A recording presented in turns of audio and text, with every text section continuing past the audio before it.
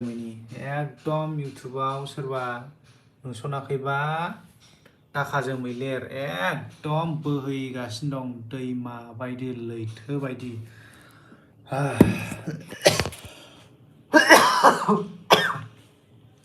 जिखुनु आंना देहा थिग गैया उन्दुनाय गैया सानथामसै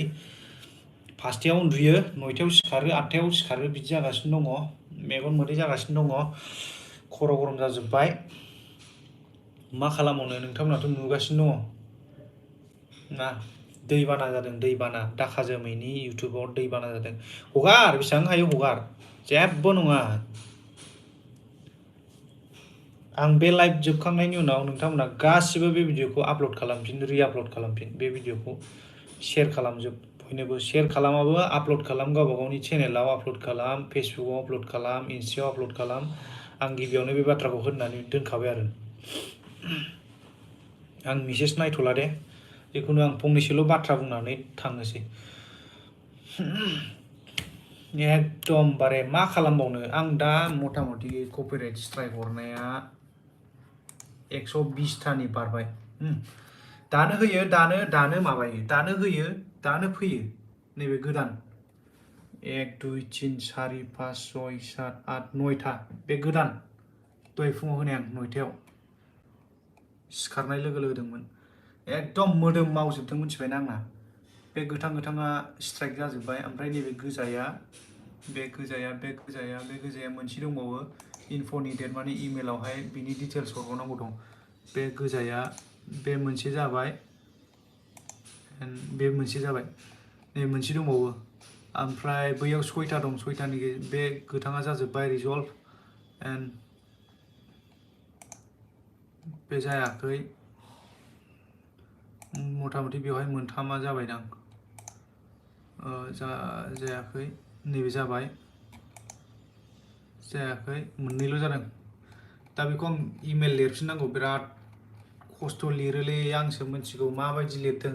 इंलिश रोङा बाल इंलिश रोङा मोजाङै ओरैबादि खस्थ' लिरदों रोंबाथ' इमेलावनो लागावजोबगौमोन आं खेबसेनो प्रपारलि इंलिश लिरनो रोङै जों जाबजों ओरैबादि माथा गरम मारै लिरनो मानो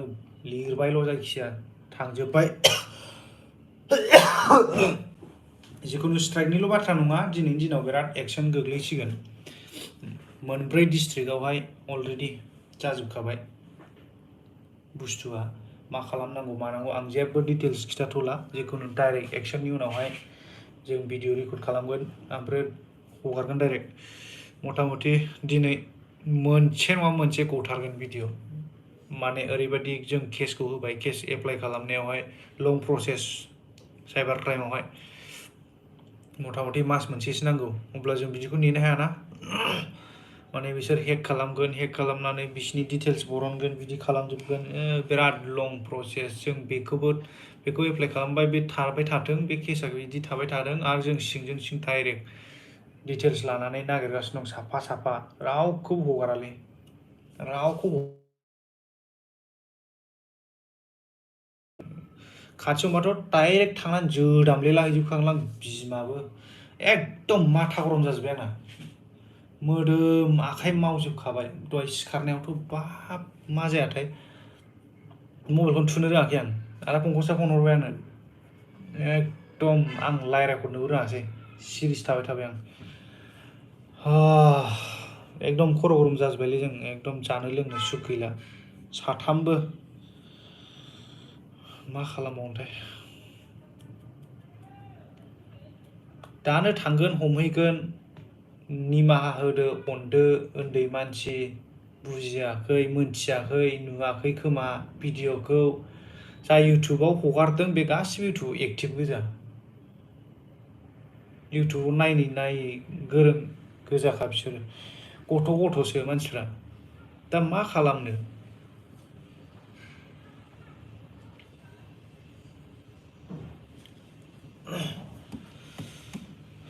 जिखुनु बेसेबां हायो नोंथांमोना हेल्प खालामनांगोन आं जोंखौ गामियावहाय जाय चेनेलफोरा हगारदोंब्ला मोनथियोब्ला स्रोदै खबर खालाम कल खालाम आंनाव डाइरेक्ट नाम्बारा ला 7896911238 7896911238 बे आंनि नाम्बार पार्सनेल नाम्बार आं रावनोबो शेयार खालामाखैमोन बे नाम्बारखौ कल खालाम चेनेलखौ मोनथिबानो कल खालाम माबा मोनसे बान्था होबोगोन जों डाइरेक्ट जाय इनफरमेशन होनो हायो फिसाबाबो बान्था होबोगोन जास्ट कल खालाम इनफर्म हर नागारालै रावखौबो आं मा मोनदों बिसोर बेसेबां फैसा खामायदों इउटुबजों बिराद फैसा खामायनो हायो सानदों ना मादों बिसोरलाय जुदि बिदि खामायनो सानदोंब्ला जों मानो इउटुबाव होआखै इउटुबाव होनांगौमोन ना मानो हलाव देखायदों मानो निउआव होदों जोंलाय एथ' लाख लाख फैसा थांदों इउटुबनिफ्राय जुदि मोनोब्ला जों इउटुबाव होनो हागौमोन ना इउटुबाव फैसा मोनालै बाबुमोन नानिमोन नोंसोर मा मोनो इउटुबावहाय नोंसोर गाव गावनि टेलेन्टखौ बाहायनो नाजा गाव गावनि टेलेन्टखौ बाहायनानै नोंसोरनि कन्टेन्ट क्रिएट खालाम गोदान कन्टेन्ट क्रिएट खालाम नट रिआपलड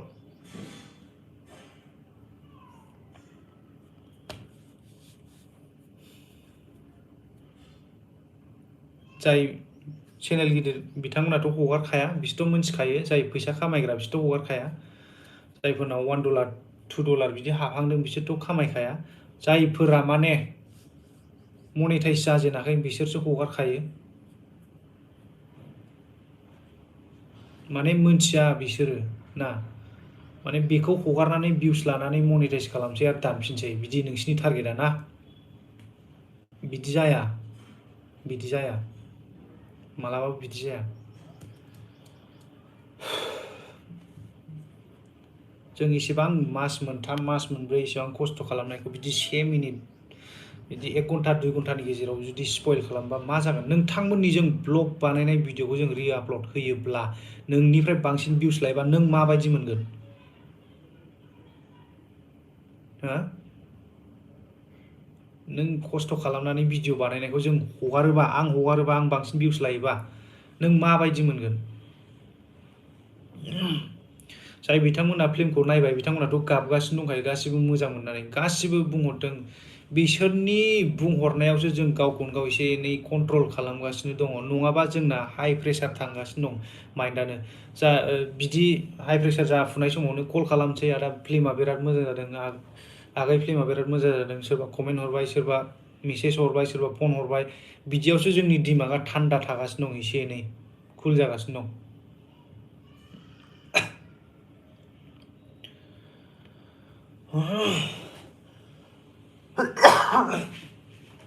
जाय बिथांमोनाथ' नायदों बिथांमोनाथ' मोजां मोनजोबखाबाय जिखुनु नोंथांमोना गाबगासिनो दं सिनेमाखौ नायनानै जोंहा गाबगासिनो दं भिउसखौ नायनानै निउ ब'आव भिउसखौ नायनानै जोंहा गाबगासिनो दं माला सासे बारायो माला सानै बारायो माला साथाम बारायो माला बिदि बुरजा जागोन भिउसआ बिदि बुरजा जागोन जा बेखौ गाबगासिनो दङ नोंस्राथ' भिउसखौ नायनानै माबा सिनेमाखौ नायनानै गाबबाय दे जेबो नङा जाबाय जोंहा भिउसखौ नायनानै गाबगासिनो दं मानो होनब्ला इउटुबाव फिसा फिसा हगारगासिनो दं इउटुबाव नुखायोबा जों मानो निउआव नायनो ना बेसो खोथाया इउटुबावनो फिसा फिसा जों नायलांगोन देनांसिमहालागै ओंखारखागोन अब्ला जों मानो निउआव नायनो नायनाङालै मा मोननो फैसा हरनानैलाय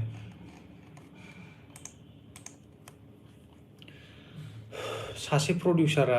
प्रडिउसारा सिनेमा बानायनो बिराद फैसा नांगौ जायो जों हारसिं हाया हिसाबै जों साथाम लोगो नांनानै जोंनाव साख्रि गैया मा गैया जों साथाम लोगो नांनानैसो जोङो बानायदों फिल्मखौ साथाम लोगो नांनानै जों फिल्मखौ बानायनायावहाय गोबां खरस थांदों बे खरसखौ बोखांनांगौ जोङो बोखांनानै आरो लाब बानायनांगौ लाब बानायब्लासो जों नेक्स्ट फिल्म टारगेट खालामनो हागोन जुदि लाब बोखांनो हायाब्ला जों माजों बानायगोन बे जाखिनि मुल बे दा सोलिबोनायसिमावनो जोबलांजोब्बाय फैसाफ्रा दा जोंनाव मुलानो फैयाखै आरो लाबखौल' मा होननो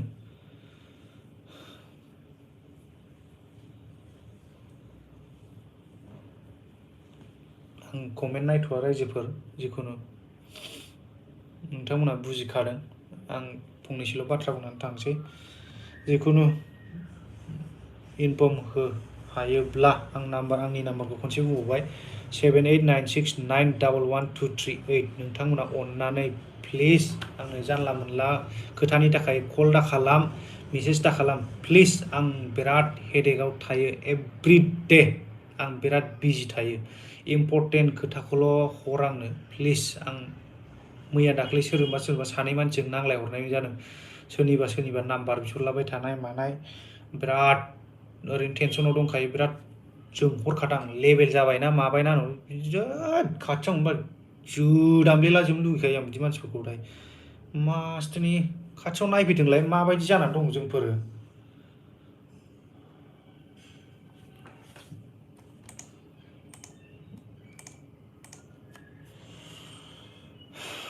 स' गाइस बेनोसै आं बारा गोबाव बुंनो थांला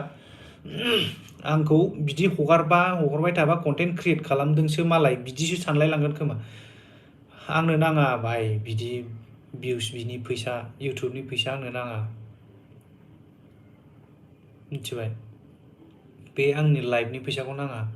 बयबो आपल'ड खालाम बे भिडिअखौ जाहाथे मेसेज थाङो बैसिनिसिम आं बेखौसो लुगैदों जाय हगारग्राफोर आरो हगारनो नागिरदों दासिमाव आरो आं नै 2 घन्टा ना आधा घन्टा 1 घन्टा गेप जाबायना बे 1 घन्टा गेपावनो हगारलायबाय खोमा 10थासोआ होनांसिगौलाय नै आंहा सानसे आं बिदिनो गसंबाय थानांगौ नेट पेकआ सोगासिनो कम्पिउटाराथ' बिराद गिदिर बिराद थाङो नेट पेकआ सोगासिनो वाइफाइ ब्रडबेन्डबो गैया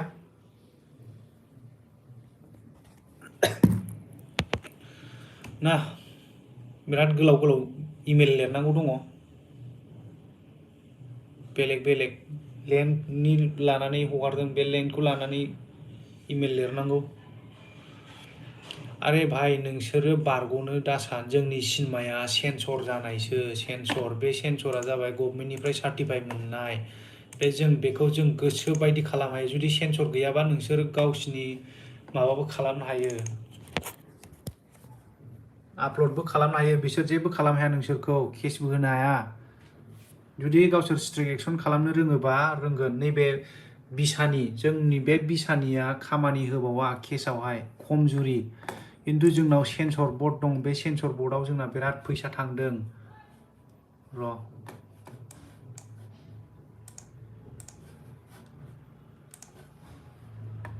सेन्सर नैबे जाबाय सेन्सर बर्ड जों बे रेजिस्टार आइडिनि थ्रुयै जों गासिबो खालामजोबनो हायो बे रेजिस्टार आइडिनि थ्रुयै जोङो नोंसिनो स्ट्राइकबो हरनो हायो एभ्रिथिं खालामनो हायो जोंनाव बे दङ दाखा जोमैया रेजिस्टार मिथिबाय नोंसोरो माने आपल'ड होनानै बेसोरो आपल'ड होग्रोखायाखै आंखौ कपिराइट स्ट्राइक हरनो हानाय नङा बिदि दासान हायो हरगासिनो दं आङो नै हरनोसो हास्लाबाखै सोर साबसेया होगासिनो दङ दानो होयो दानो हरो दानो होयो दानो हगारो दानो होयो दानो हगारो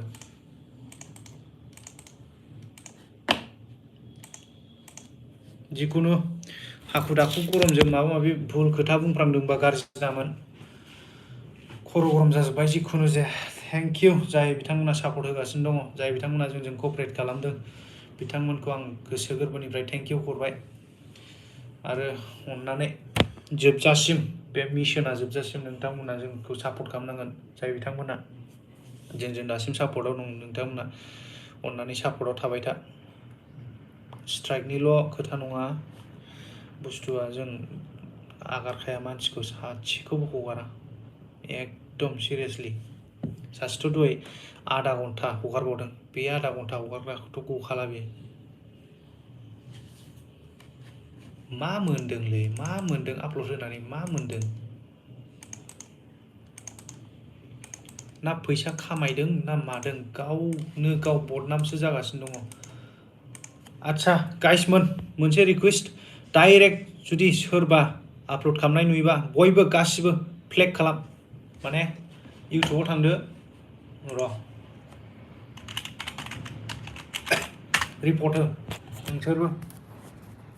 दाखा जोमै साप'ज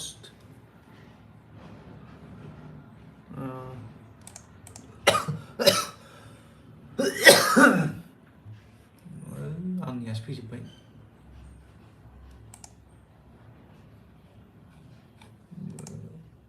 इउटुबखौबो रोंला नामाब्रा जिखुनु नोंथांमोना रोङाबा आं देखायनि गासिबोखौ ब्लेक खालामजोब इउटुबखौ रोंला नामाब्रा दाखा जोमै दैबाना एकदम इउटुबाव दाखा जोमैनि दैबाना सापज नैबे बड' किं नै बेथ' नाम मेनसन खालामबाय गला जिखुनु नैबे जि थायो मबाइलावहाय गोजौआवहाय रिपर्टआ अबाव थायोमोनथाय मबाइलनिखौसो मिथिगौलै बेयावनो थायोलै सापज बेखौ प्ले खालामबाय सेटिंस मोनसे अपसन दं नैबे सेटिंस अपसनावहाय मबाइलावबो दं बियो होद बाल अबाव दंब्रा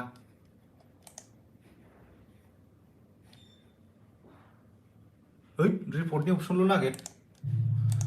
माखा डाइरेक्ट रिपर्टनि अपसन नागिरदो माबा फ्लेग लिरनाय थायो बे फ्लेग लिरनायावहाय थुजोब बयबो जुदि बेवहायबो 10 जन बा 20 जननि बारा थुयो बे अट'मेटिक बे स्ट्राइक थाङो फ्लेगा